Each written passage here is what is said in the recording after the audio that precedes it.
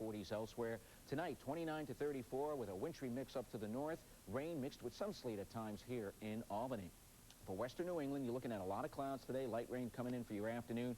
Temperatures plus or minus a couple of degrees of that 40 mark. And on the 7-day forecast, rain tomorrow, and then tomorrow night, rain and sleet for Albany on south, but a wintry, icy mix up to the north. Temperatures tomorrow low 40s, mid-30s here in town, but up to the north, upper 20s and 30s, which means we could see some serious icing. Friday morning, a mess up north with a wintry mix. Otherwise, rain for all during the day, becoming heavy at times with temperatures in the mid-40s and showers on Saturday. All right, Andy. Let's find out how the roads are shaping up. Here's Jay Allen with the News 10 traffic scan. Good morning, Andy and Sharman. Glens Falls, Glen Street. Fire department activity here near Fort Amherst Road. Please avoid this area if you can. Northway south, still quiet though. Clifton Park to the bridges. 787 south. No delays heading up the I-90 ramp. Still an awesome ride through downtown Albany right now. Through eastbound side, also easy through the exit 24 Tulsa, just light volume. And in the courtroom of Judge Judy today at 4. Judge Judy only on WTEN with the News 10 traffic scan. I'm Jay Allen. Jay, thanks. It's time for a look at the latest developments in the war with Iraq. Here is Derek McGinty in New York. Good morning. Here are the latest developments from ABC News. In what one field commander calls the start of the battle for Baghdad, American forces this morning moved past the Shiite holy city of Karbala. They are now within 30 miles of the outskirts of Baghdad. ABC's Ted Koppel reports they met resistance less than expected from Republican Guard fighters near Karbala. Days of air assaults apparently weakened the Iraqi units. After a fierce firefight, U.S. Marines have secured a key bridge over the Tigris River, clearing the way for thousands of troops to move toward Baghdad. They now have access to the main highway leading from Al-Qut to the Iraqi capital. U.S. forces in northern Iraq say captured documents and materials suggest ties between a terrorist group in Iraq and Al-Qaeda. U.S. officials say an Al-Qaeda manual found at an abandoned base describes how to blow up buildings, and other documents explain how to prepare poisonous gas. The Army's 4th Infantry Division is closer to joining the war. Ships carrying equipment from the Army's most modern heavy division have arrived in Kuwait. The division's 30,000 soldiers have also been arriving, but it will be weeks before they're in combat. The U.S. Central Command says 11 bodies were found when an American prisoner was rescued at an Iraqi hospital, and at least some of the dead are believed to be Americans. U.S. Special Forces freed Private First Class Jessica Lynch in a raid on the hospital in Nasiriyah. Her family in Palestine, West Virginia, praised her rescuers.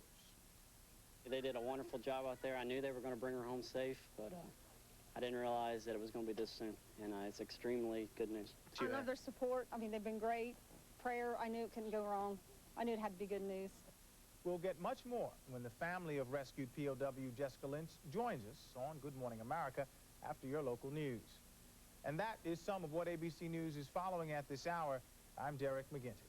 It's 6:23 and 33 degrees outside. Next up on News 10 in the morning, the Legal Project Helpline. Today, we're answering personal injury questions.